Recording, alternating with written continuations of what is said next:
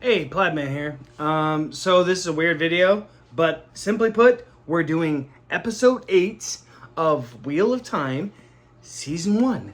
And I hate this show. I hate that you're watching it because that means that you saw the show and then you're like, hey, I want other people's opinion. Or you didn't see the show and you probably haven't read the book. There's so many variables. Read the book. Just don't watch the show. Save yourself.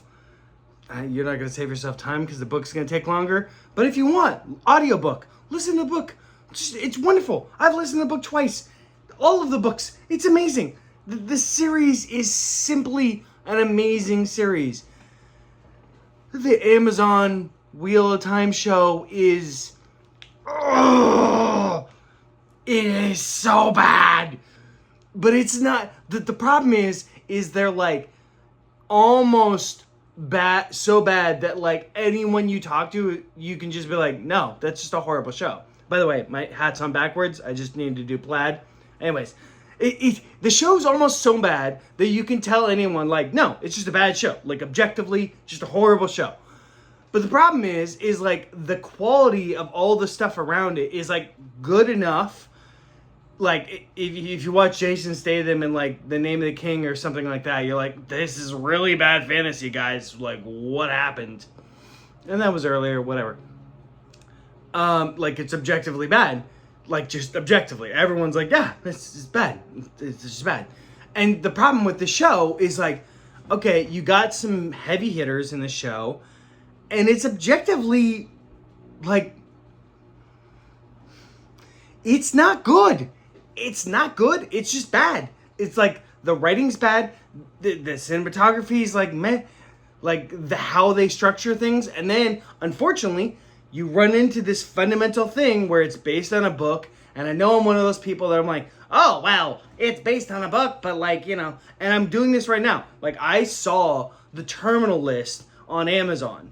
All right. And I'm now listening to the book. And I could objectively say that while the book is really good, I haven't finished the book yet.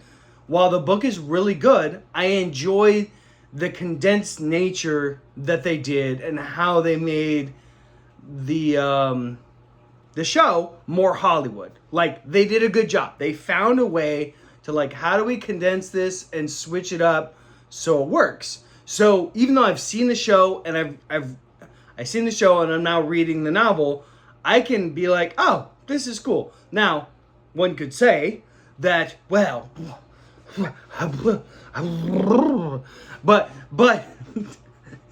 I'm one of those people that like hate the Game of Thrones books. Like I dislike them totally, and love the show. I mean, we could say we hate the last season 8. I think before then there was problems, but whatever. I kind of.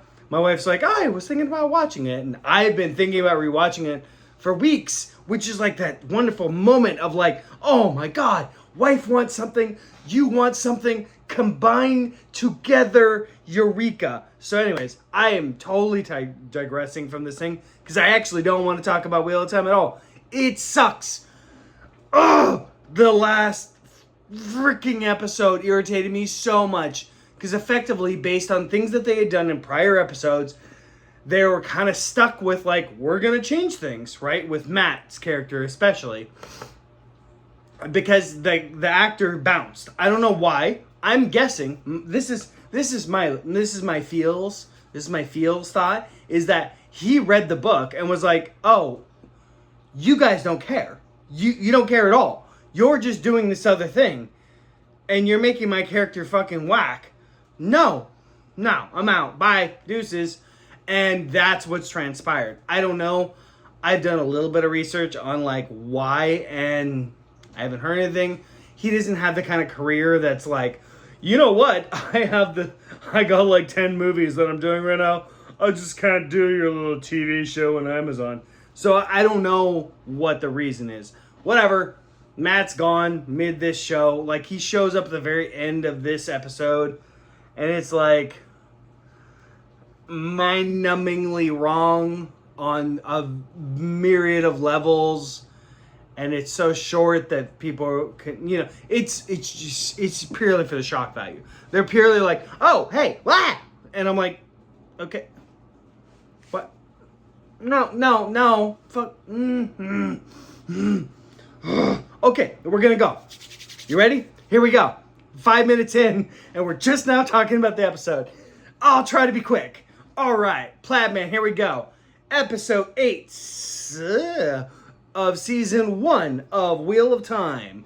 Here we go on Amazon. All right. So I don't remember the scene in the book where we go back in time like 2,000 years, and Louis Theron is talking to this woman who's the Amerlin seat. I will just simply say that the whole scene is kind of BS.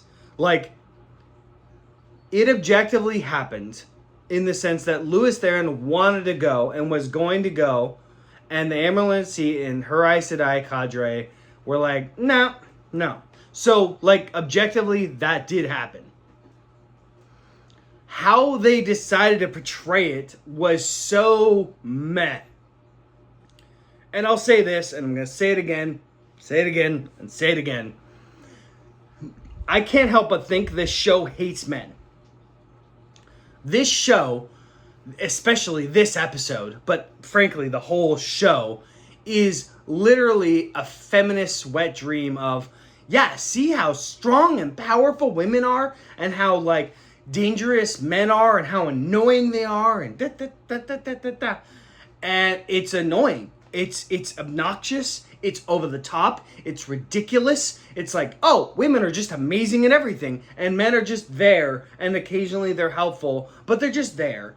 It is literally a feminist ideology, BS thing of like, women are amazing, and men are just like, whatever. And as a dude, I find it offensive, and as a person who read the source material, I'm like, no, if you stuck to the source material, you'd find that the Aes Sedai kind of run the entirety of the world, arguably problematically, but they run the entire world.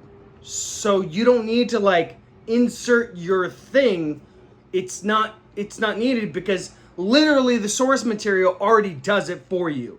So them inserting all this stuff, it just makes it so much worse, which I've already talked about. But it's the concept of like, oh, yeah, Nynaeve and Egwene could be the one. And I'm like, no, it's known that the one, if you will, the Dragon Reborn is a dude. Like, it's just known. It's just a given. So it's between Rand, Mat, and Perrin. It's not between those three plus Nynaeve and Egwene.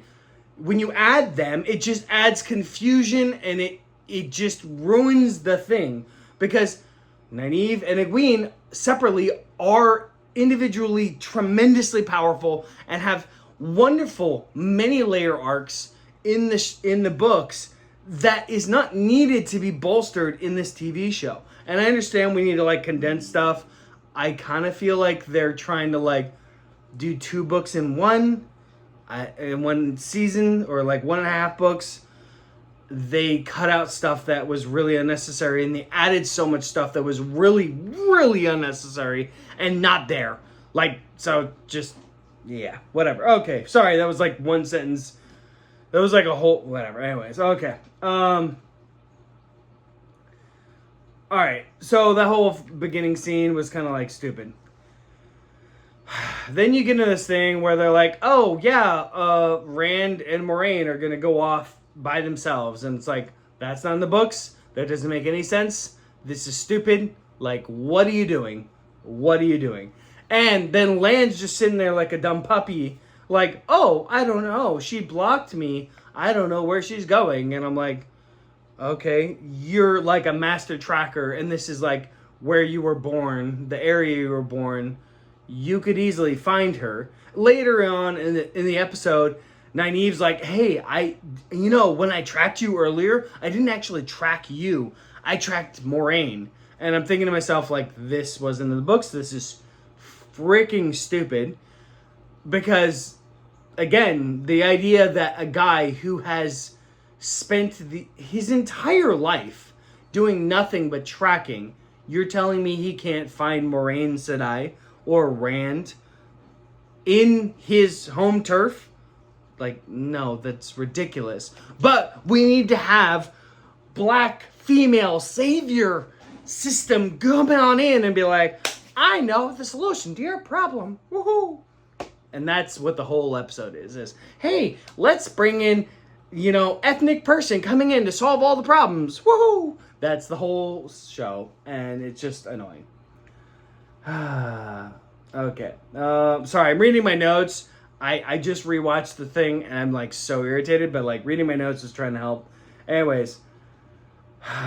So when the Dark One shows up, it's such a, like, BS situation. And I don't really want to get into it, but, like, effectively everything they did, everything they do with the One Power and with the Dark One, like, there was one nod, albeit a tiny nod, to the books, where there was someone who showed up, and the Dark One who showed up with his face looking like parchment. And they had that for like a nanosecond, and then they were like, oh, let me just talk to you like a normal person. And I'm like, no. For starters, there was two of them, two Forsaken.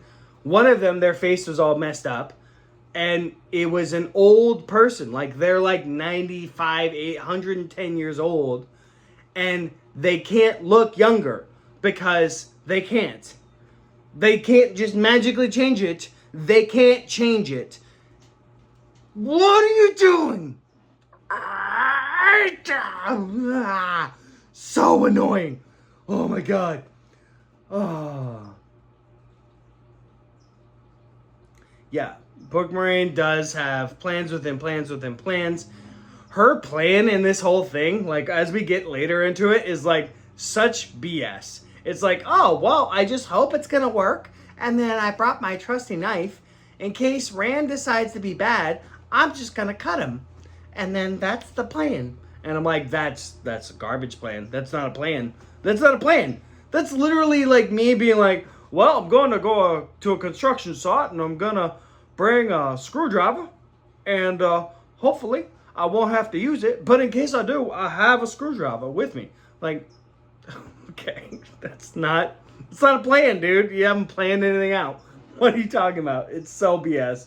It is literally, oh God, I haven't looked at the writers, but I feel like it was either written by women or written by men who are feminists, which is the equivalent of women. And it's just bad. Just bad. Just bad.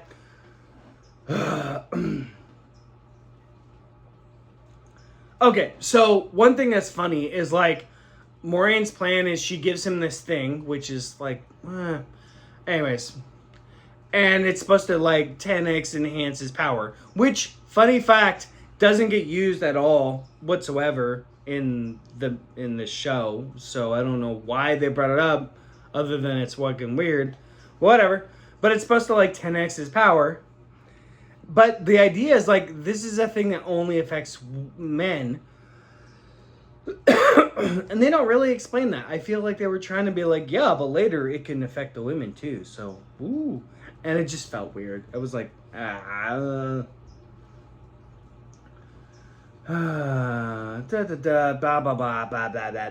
hate this show. All right.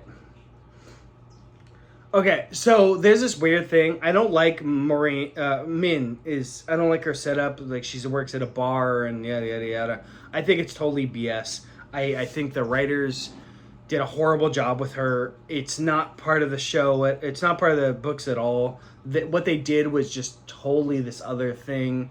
And then she, like, comes in, and it's so weird. There's this, like, moment where she tells, like, a guy who's at the bar, in the middle of the day, mind you, who's, like, the guy's clearly drunk, like, hey, you should probably leave. And then he doesn't leave. And then he has to move 5 seconds later. And I'm just like, okay, so have you not even established with your regulars, which that guy clearly is a regular, but it's weird because she's in Shinar, and they make it seem like, oh, it's like a bar in downtown LA. It's like, no, this is Shinar. If there was a bar, they would not be as occupied. Like, these are full-time warriors. These people work all the time. So this wouldn't exist at all. This is bull. Like, every level of this is bull crap, and they can't even like support the BS with good writing. So, because I would, okay, an example of good writing would be like, she tells him this, and he knows that when she tells him to do a thing, that he should do the thing, and he just does it, right? Where, like, a drunk person looks up from his drink, and he's like, oh, okay, yeah, okay, and he moves away, and that's all it has to be. Doesn't have to be extra, and the best kind of actor can illustrate, like, a understanding, like a recollection of, like, oh, she told me I should move right now, and moves. Even if it isn't like foreseeing things, he knows and respects, because she's the bartender. Cool, yeah. So then you're left as an audience like, oh, is it because of her power of personality, or because of her foresight, or whatever? Doesn't really matter, but that guy moves out of the way. No. They don't do that. They do this other stupid thing, and then you have Egwene and Perrin and Nynaeve coming in, and they're like, tell us what you told Rand. And it's like, what? Like, why would she tell you? She doesn't know you, and then she sees things and doesn't tell them, and it's like, oh, it's wrong. It's just bad.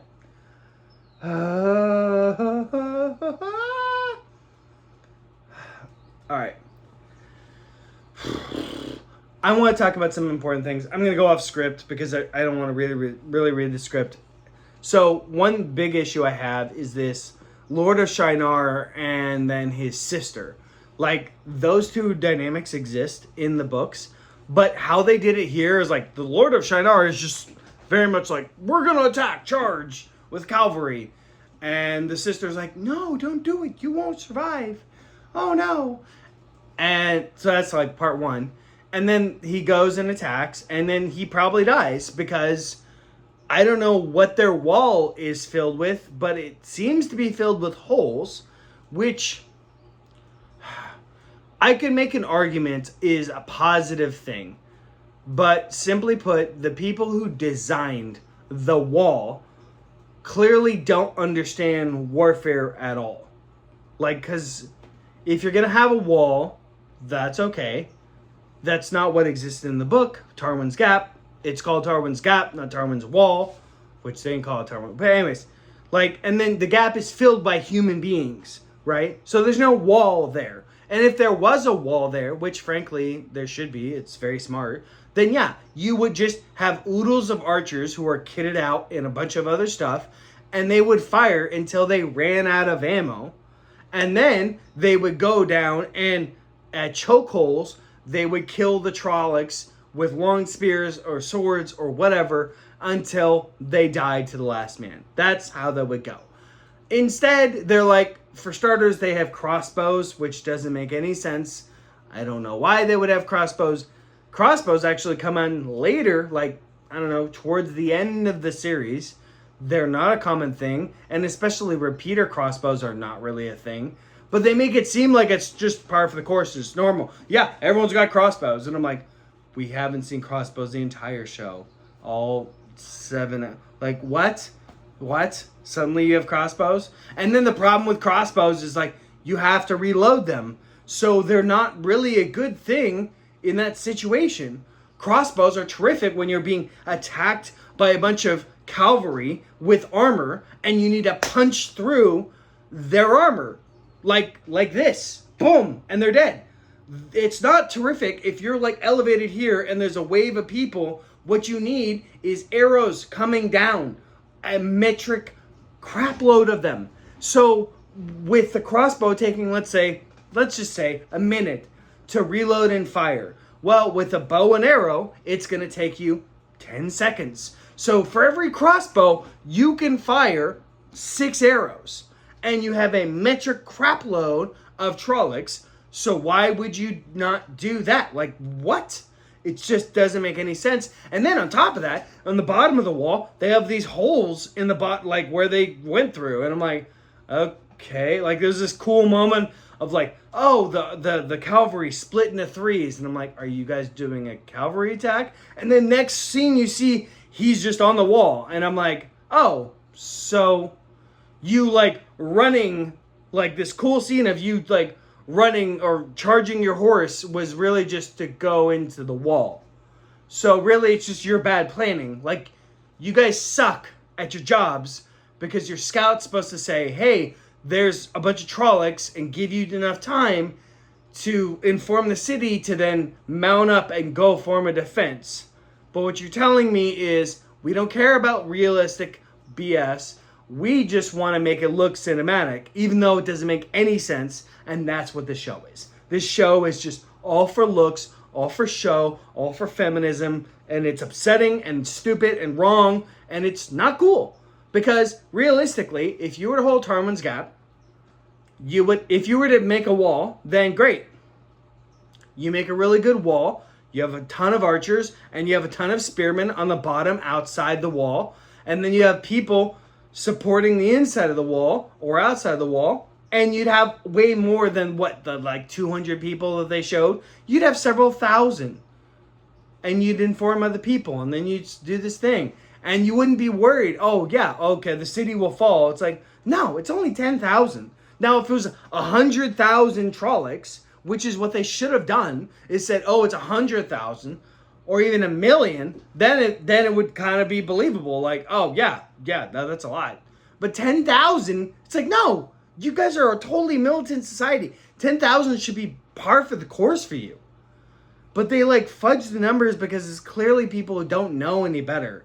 They don't know, and they don't understand this stuff. And it didn't read the source material clearly, and it's upsetting. It's just wrong. It's just wrong. Then you get into like Rand and Moraine, and like Rand's in this like fantasy world, which is totally meh. And the Dark One is talking to him, and he's like, oh yeah, do this, and then you can make the world however you want. And he's trying to like trick him into some certain thing or whatever. And the whole thing is just baloney. It's not part of the books at all. And then there's a side part where they like are somehow they have buried in this John Wick moment of like digging up this thing that they buried, whatever. They have this moment where like, oh, we're finding the Horn of Valyr, and I'm like, no, I'm sorry, no.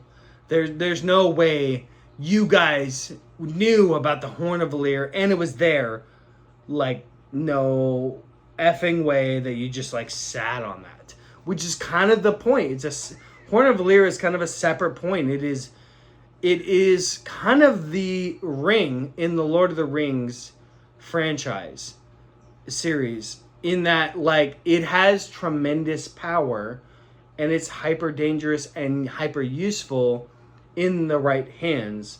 So there's an ongoing like who should have it type of scenario. And it doesn't go in anybody's hands until the very end of the book, where they go and talk to this beautiful agent, like tree person, like whatever, like tree god, if you will. And he like gives it to them as a side thing. And you're like, oh, that's cool. And Matt has it. And it's like, yeah, Matt has it. But Rand does that. He handles the immediate thing with help of Moraine and Lan in the books. And then, while he's fighting this, like, kind of ethereal battle, like, in the sky, ethereal battle between the Dark One, he sees all these Trollocs, and he helps the allies defeat them in the books. And that's how it goes. But in the movies, in the show, there's this is kind of close to the last thing I'm going to complain about, and then I'm going to out. But, like, there's this moment where the sister of the main guy of Shinar is like, oh, I'm gonna, I've told my brother that he can't survive, so I'm gonna come out behind the wall, like way past the wall. So after my brother's dead, I'm gonna unite all these women, all 5 of the women who have any semblance of the one power or or the Aes Sedai power, if you will, a female version of the Aes Sedai power, and together we're gonna somehow join forces, which is something that an Aes Sedai normally, a normal Aes Sedai, would have trouble doing. But somehow, even though she's not Aes Sedai, she can just do it, which is totally blasphemous. And then she like does lightning strikes against all these people and somehow conquers all these people, and they're good. And she doesn't have any soldiers with her. It's just like, oh no, I got it, guys. And the only good thing is that she burns herself out and almost burns out Nynaeve and Egwene. I think Nynaeve's going to come back, so we'll see. But it was just so malarkey. I'm like, okay, if you had that capacity, why wouldn't you do it in front of the wall or on top of the wall and defeat the enemies before they killed your brother? But I guess magic dictates that you had to wait. I don't know. It just hurts my soul. It's just so wrong. Anyway, so the short version is episode 8, season 1 was garbage. Just totally wrong. Everything was wrong. Loyal was there like briefly, and like his first introduction was he's at the bar with Min, and he doesn't even get introduced. He's just there. I had to watch it a second time. I was like, wait, that's Loyal. Why is he there? Why is Loyal at a bar? Like, what? Every time in the book, Loyal is some nook reading something. Why is he at the bar? And then he has this like conversation with Perrin about like, yeah, well, you know, if ever I find that there's help, I just ask what needs to be done. And I'm like, okay, that's just wisdom. That's not like smart wisdom. Oh. So to me, bullcrap. And then there's this final episode where like the Seanchan or whatever, Seanchan is how I pronounce them, arrive, and they use magic to like do this huge wave to kill a child, and it's just obnoxiously stupid. They didn't really arrive then, so it's bullshit. And yeah. Anyways, I love you all. Plaidman out. Bye.